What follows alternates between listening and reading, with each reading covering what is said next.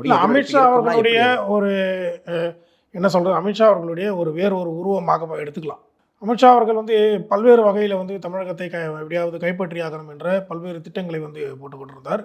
அவருக்குடைய எந்த ஒரு திட்டங்களும் வந்து செல்லுபடியாகவில்லை.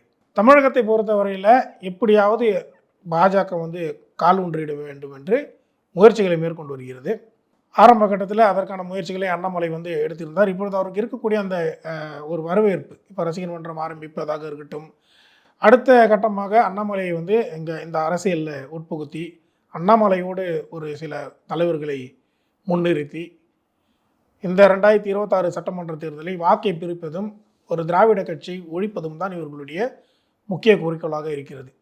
ஒரு திராவிட கட்சினா எதை அதிமுகவை ஒழிப்பது மட்டும்தான் இவர்களுடைய முக்கிய ஒரு குறிக்கோளாக இருக்கிறது. 2 திராவிட கட்சியில் தான் இங்கே தமிழ்நாட்டை பொறுத்தவரையில் மிகப்பெரிய அளவில் ஒரு பலத்தோடு இருக்கிறார்கள்.